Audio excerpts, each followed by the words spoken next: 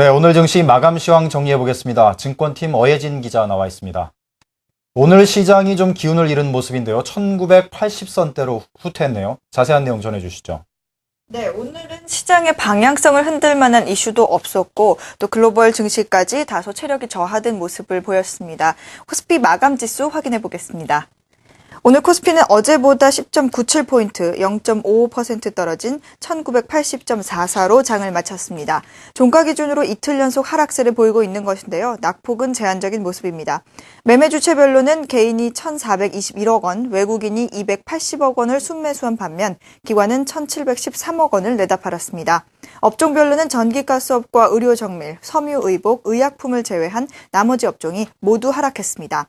시가총액 상위 종목들은 대부분이 하락했습니다. 강원랜드와 한국전력이 4%대 상승률로 강세를 보였고 현대차와 현대글로비스가 1%대로 올랐습니다. 이런 가운데 코스닥은 기관 매도에 이틀째 하락세를 보이며 어제보다 2.25포인트, 0.43% 내린 520.71에 거래를 마쳤습니다. 네, 글로벌 경기 부양책의 효과가 기대보다 오래가지는 못하는 것 같은데요. 왜 이런 전망이 나온지 궁금하고 또 전문가들은 앞으로 시장 흐름 어떻게 평가하고 있는지 궁금합니다. 네, 당분간은 시장이 단기적인 조정 장세를 받을 것이라는 전망이 지배적입니다. 1950에서 2050 사이의 박스권 흐름을 보일 것이라는 예상인데요. 역시나 대외적인 요인이 영향을 미치고 있는 모습입니다. 우선 미국의 3차 양적 완화가 큰 효과를 가져오지 못할 것이라는 의구심이 커지고 있습니다. 당장 이번 주부터 다음 달인 10월 초까지는 스페인을 중심으로 유럽 관련 이벤트들이 기다리고 있는데요. 유럽 문제가 어느 정도 마무리되는 10월 중순이 되면 코스피가 추가 상승을 시도할 것이라는 전망도 나오고 있습니다. 전문가들은 2000선 내외에서 현금화한 자금을 활용해 단기 트레이딩으로 대응하는 전략을 제시하고 있는데요. 조선이나 증권, 은행 등 유럽 관련주의 변동성이 커질 수 있다는 점도 함께 지적했습니다. 앞서 말씀드렸듯이 유로존이 이번 주 또다시 중대 고비를 맞습니다. 유럽중앙은행이 무제한 국채 매입을 어렵게 내놓았지만 그간 스페인은 좀처럼 선택을 주저해 왔는데요. 하지만 더 이상 물러설 수 없는 선택의 기로에 놓이게 됐습니다. 조연 기자가 보도합니다. 오는 27일 스페인 정부는 강도 높은 경제개혁안을 포함한 내년도 예산안을 발표합니다. 이튿날에는 부실 은행권에 대한 3개월간의 스트레스 테스트, 재무 건전성 조사 결과가 나옵니다. 시장에서는 스페인 은행권이 추가로 늘려야 할 자본 규모가 적게는 500억 유로, 많게는 1,000억 유로도 부족할 것이란 전망까지 나오고 있습니다. 사실상 이번 경제개혁안과 스트레스 테스트 결과 발표는 전면 구제금융 요청을 위한 사전 작업이란 분석이 우세합니다. Presumably the reforms from the Spanish government, the structural reforms that have been agreed behind the scenes with the European Union, the pressure really comes back on, I think, next month when we have the Eurogroup meeting and the European Council meeting, and that's the point where I think we might see Spain capitulate, we might see some sort of aid package come on stream. 유로존 안팎에서는 스페인 전면 구제금융을 촉구하는 목소리가 높습니다. 부실 은행권에 대한 문제가 해결되지도 않은 상태에서 지방정부들의 구제금융 요청도 줄이고 있어 골머리를 앓고 있기 때문입니다. 여기다 국제신용평가사 무디스도 이달 안에 스페인의 국가신용 등급을 추가적으로 강등할 수 있다며 압박을 더했습니다. 변수도 남아 있습니다.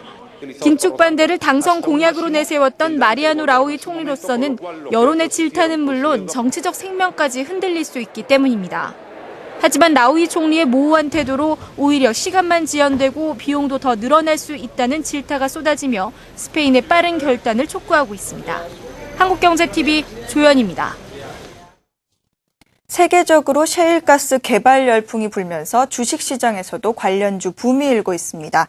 셰일가스 관련주로는 강관업체와 일부 조선업체가 주목받고 있지만 실제 수혜 여부는 잘 따져봐야 한다는 지적입니다. 김종학 기자의 보도입니다.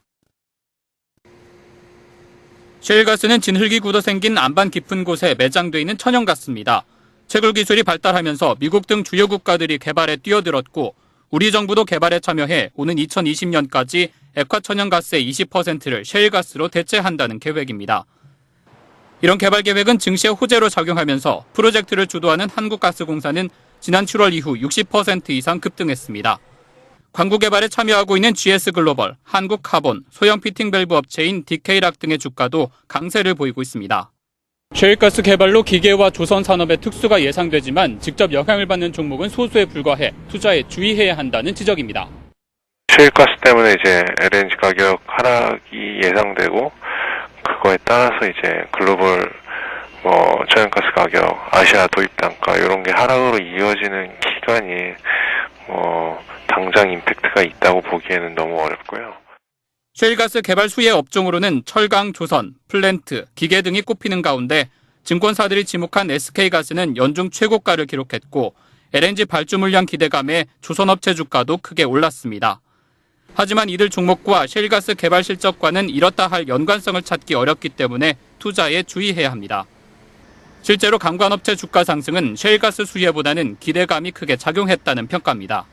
우리나라에서 무경관광 수산하는 업체는 거의 없습니다. 이 회사가 얼마만큼의 셰일가스용으로 나가는지 매출은 아직 알 수는 없는 상황이기 때문에 생산 설비라든가 아니면 경영 활동의 흐름 속에서 자원개발 관련주는 통상 정부 정책 발표를 전후해 주가가 급등락을 거듭해왔습니다. 이 때문에 단순한 기대감만으로 투자에 나서기보다 실제 사업성을 따져본 뒤 투자에 나서는 게 좋다는 조언입니다. 한국경제TV 김종학입니다. 지금까지 오늘의 증시 관련 소식 전해드렸습니다.